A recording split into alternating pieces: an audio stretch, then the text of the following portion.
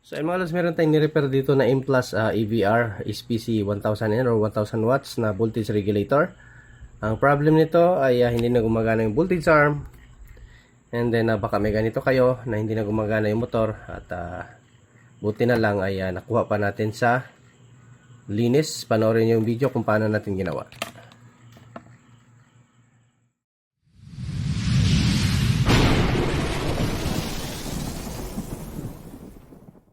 So mga lods, good evening. Continue tayo sa ating mga repair. Ito, welcome back sa ating puting channel.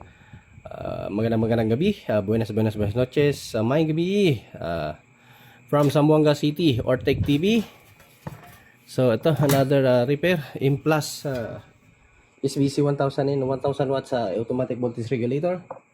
At ang problem nito ay testing muna natin kung anong problema. So, parang walang nagalaw na servo.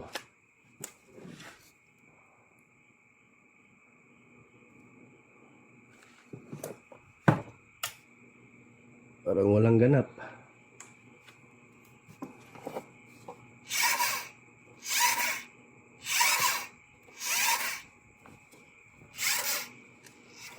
Try ulit. Yan, wala. So, walang nangyari.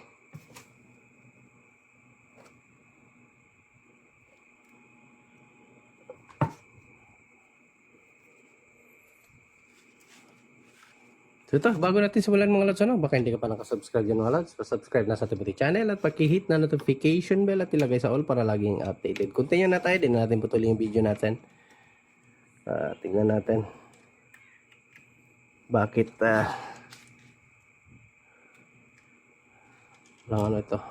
walang ganap yung kanyang pinaka-servo motor at ayaw umikot.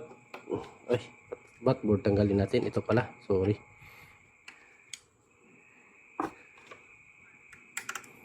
Palang motor ang iti-testing natin bago natin simulan ng operasyon. Ang pinakapuso niya muna. So tanggalin muna natin to, yung positive negative.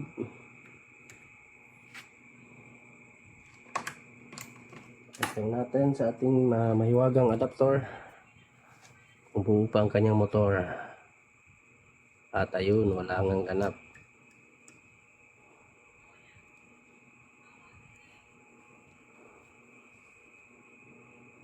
Motor problem. Ang problema, kung may motor pa ba tayong ipapalit? Orderan na lang siguro natin ito. Balik na natin tong wala na tayong motor eh. Try na lang natin muna i-open kung ano yung niyan. Ay, kung ano pwede natin gawin. Walang problema sana to sa parts ng kanyang pinaka-driver. So nasa motor ang problem.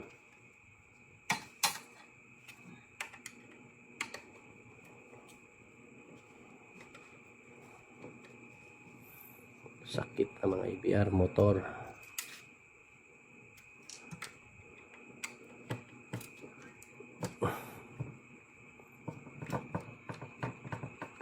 Ubos talaga mga motor dito.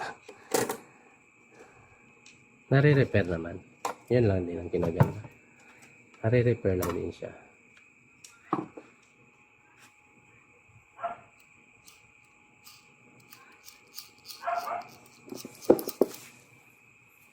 Check natin. Ba't ayaw gumana to?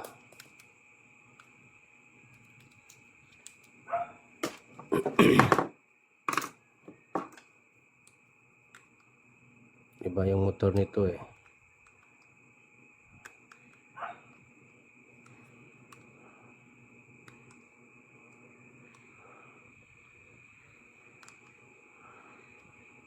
Cut muna natin yung mga lock para masikwat natin.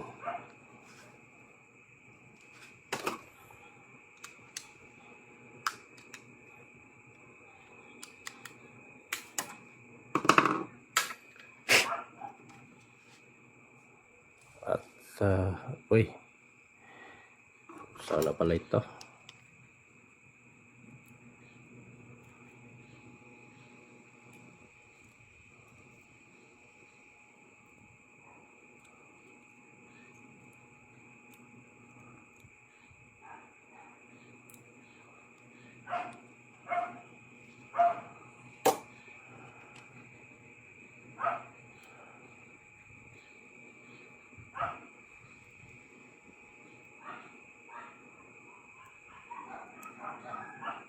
Sobrahan sa ano.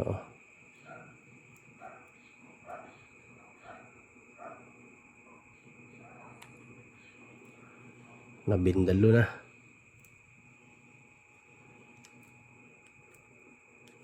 Malambot na pala siya mga lods. Sobrang lambot niya na. Yun o. Sobrang lambot niya.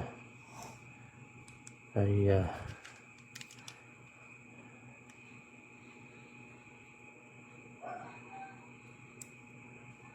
yun.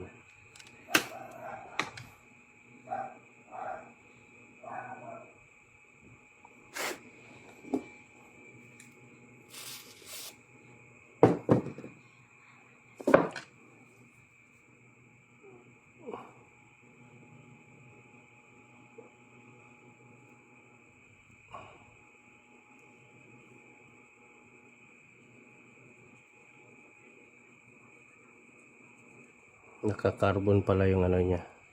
Kumbaga nag-itim.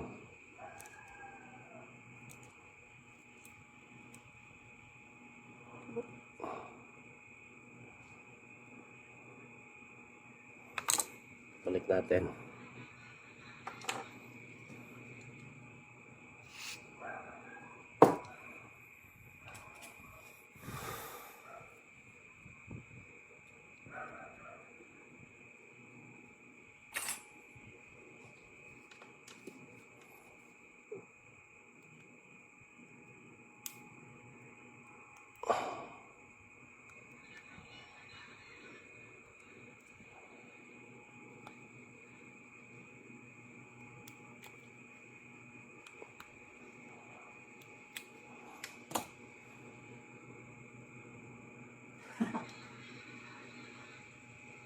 Try natin linisan.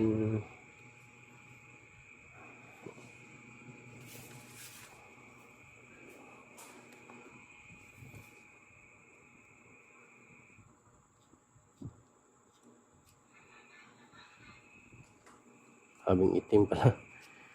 Itim ng ano Ayan, tinela lang natin. Yan maraming itim ng ano niya. Parang nasunog Kaya malinis na. Okay lang naman yung carbon brush niya. Buo pa naman. Dito lang hindi sumasayad dahil nangingitim Yan tingnan nyo. Nangingitim. Ito malinis na siya.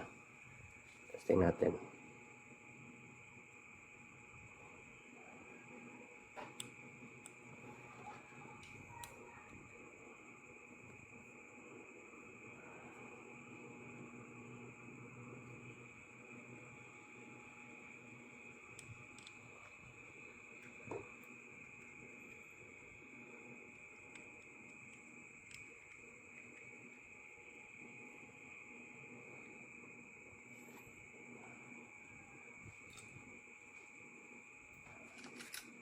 Alam, may pang sikwat kayo mga lods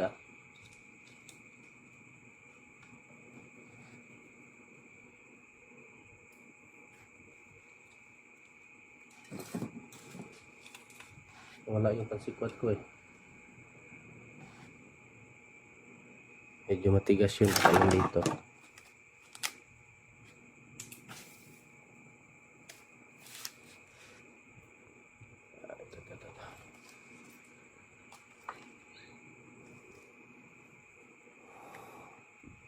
Tandaan nyo lang kung saan lugar yung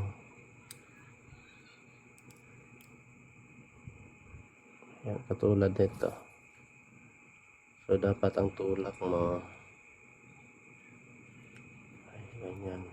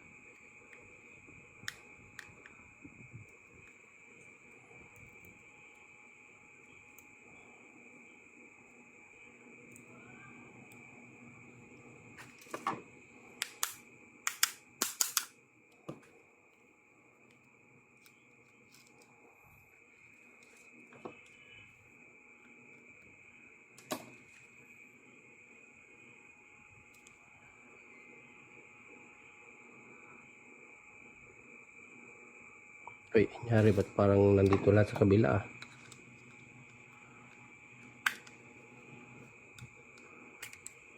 Ayun nga. Nagpantay eh. Langya yan.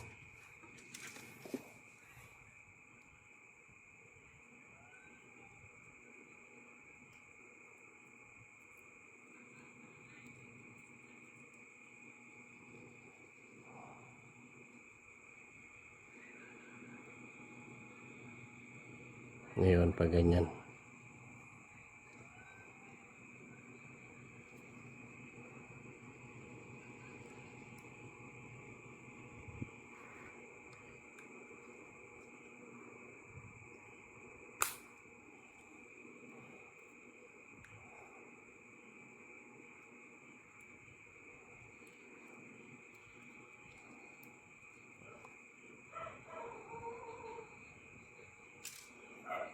Kaya natin itong ikot.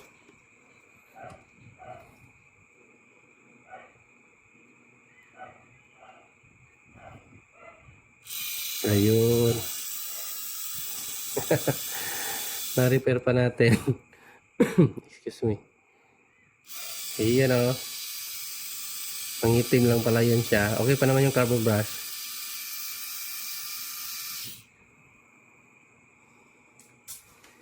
Lamang talaga may alam.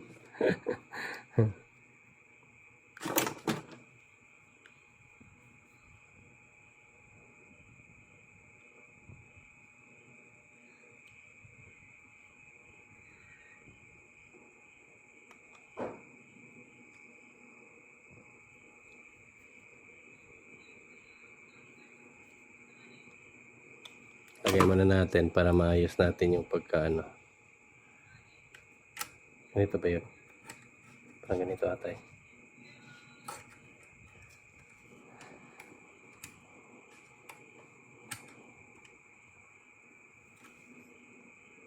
Parang hindi. Pag ganyan ata. Ayun, pag ganyan.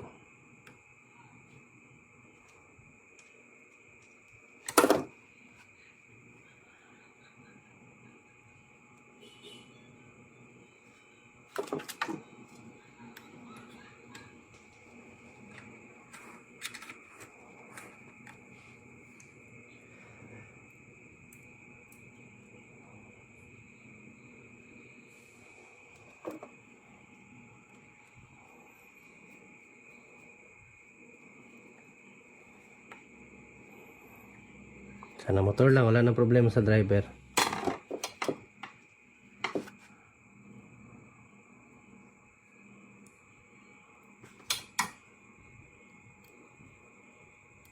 Nag-chat ata. Ay ko, nahulog pa talaga.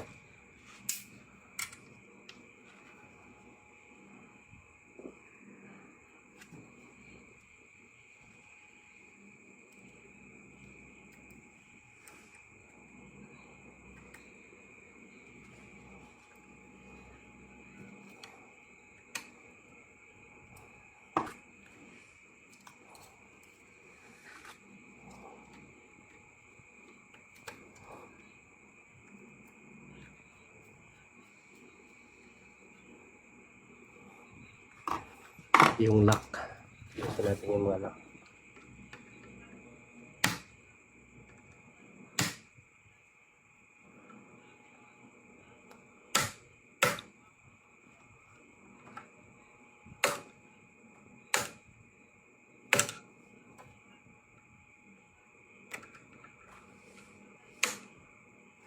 Yun.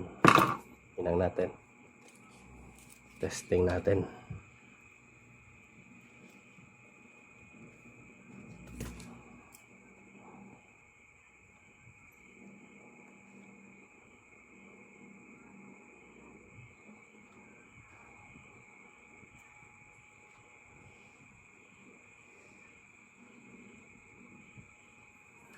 Testing.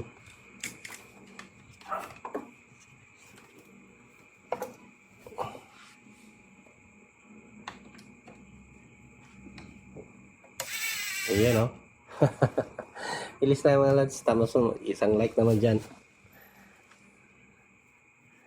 Yan lang. Try natin dito sa kabila. At dito natin sa abot. At natin dito.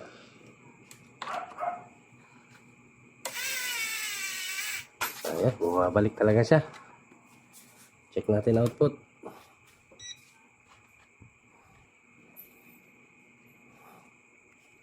Quick start natin. Ayan, 225. Lagawin natin itong 220.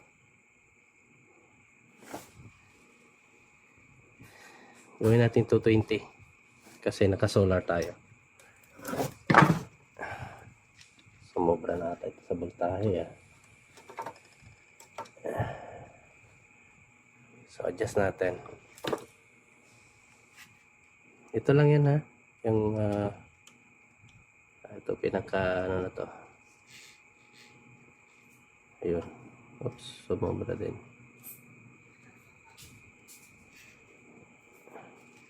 Ayun. Okay na yung 221. So, bilis lang mga lods. 16 minutes lang. 16 minutes lang na repair. At di na tayo masyadong pinahirapan. Nagawan pa rin na paraan yung motor. Madumi lang pala. Nangingitim na yung ano ba. Kung saan bumabangga yung ano. Yung ating carbon or sa pinaka ano niya. Anong tawag doon? Pinaka meron yung tawag eh. Pinaka magagay sa mga pareha ng mga lods. Yung kung saan lumalapat yung ano, carbon brush. Kalimutan ko, nasa dulo na ng dila ko eh. Masim. So, yung pinaka-armature. Yung pinaka-armature ng motor, nangingitim na. So, yung carbon brush na nandoon is wala ng contact. So, kaya yun nangyari. So, ayan ah. Yung problem nito is sira din itong voltage meter niya.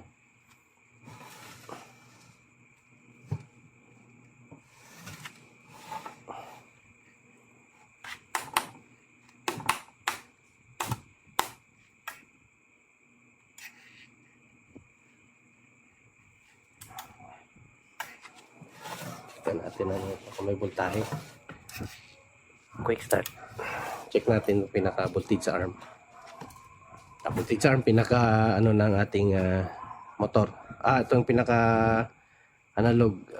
Ayan meron naman. So sira talaga yung ano niya. Bio or pinaka indicator. Itong analog na. Wala. Ayun, kumikibo lang eh. Try nga natin check to. May mga dalang ano eh, problema eh. May mga freebies. Ayan.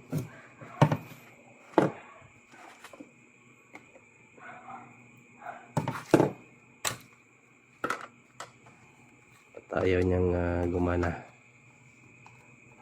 Parang ano to.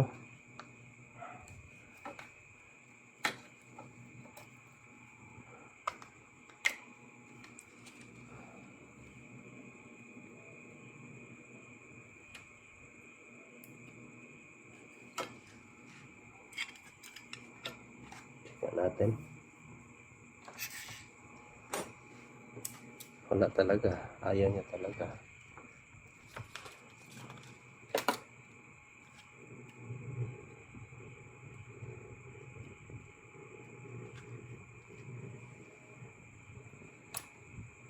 Ayaw niya.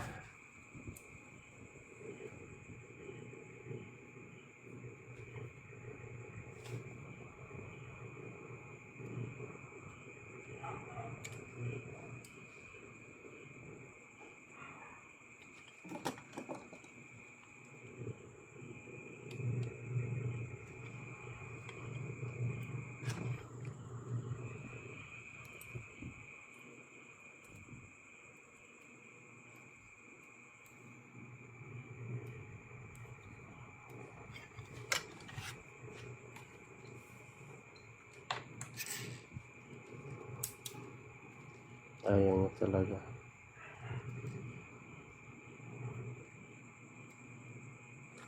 Natin kung may 220 dito sa loob.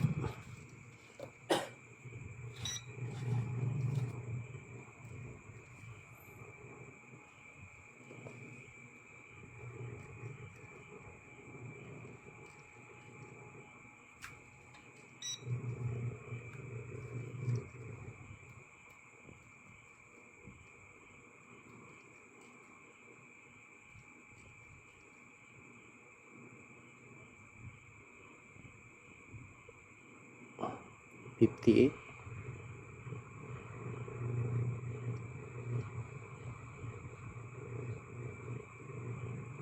May nare-read tayong 58 volts. So DC na ito. Sa DC kasi may diode eh.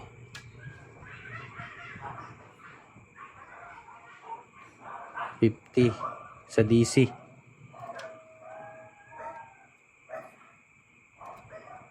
At ayaw niya.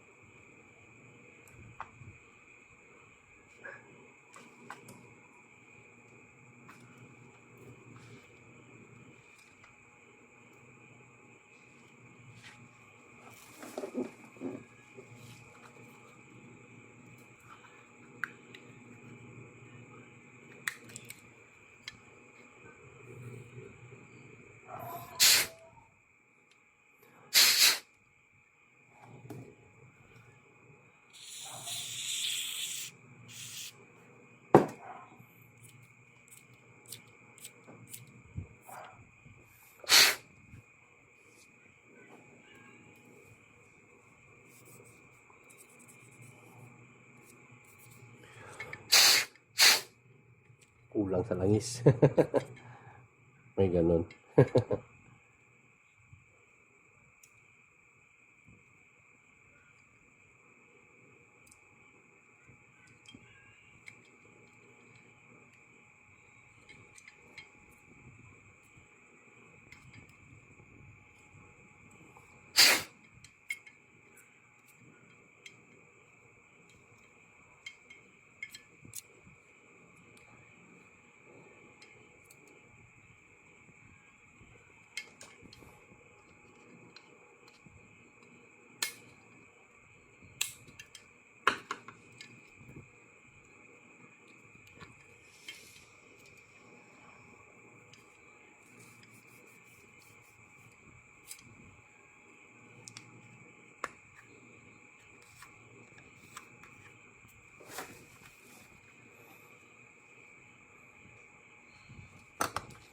Try natin ulit.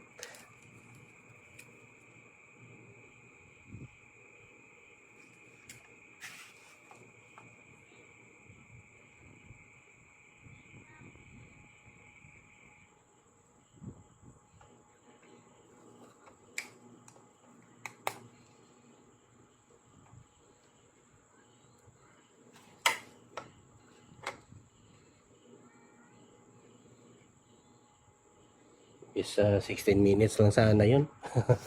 Dinagdagan ng voltage meter eh.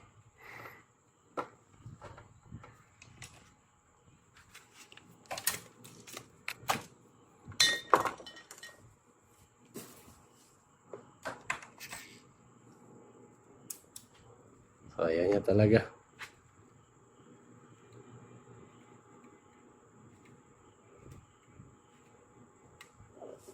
Ayan. Check natin kung meron tayong 220 dito.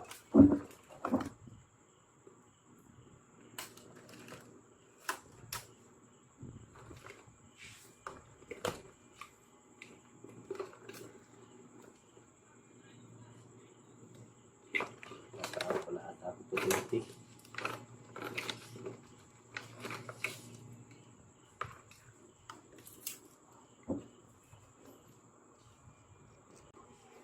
Wala tayong ganyan mga lods. Anong gagawin natin dyan?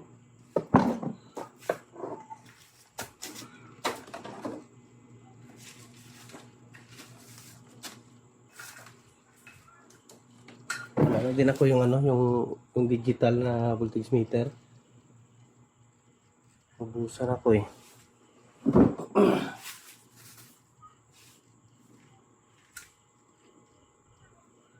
So alam naman siguro yung customer hindi na gumagana, no? So aware na lang natin siya na sira itong pero goods na yung output. Nanonood naman si sir sa ating mga vlog, kaya thumbs up kay sir. Okay na ito. Voltage ito lang talaga yung ano.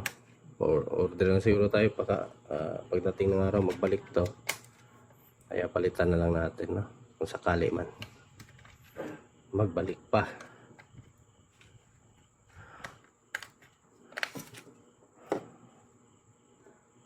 Sira yung ano mo, sir, pinaka voltage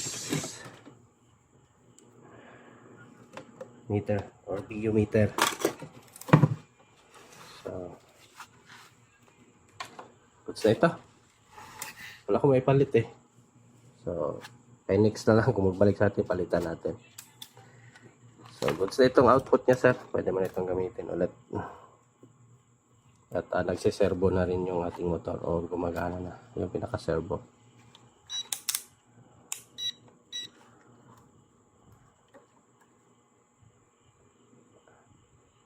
Ayan. Goods na. Okay na mga lods. So thanks for watching mga lods. At ayan. At another successful repair na naman. At ayan, magandang buhay. Ate lang. Bye-bye.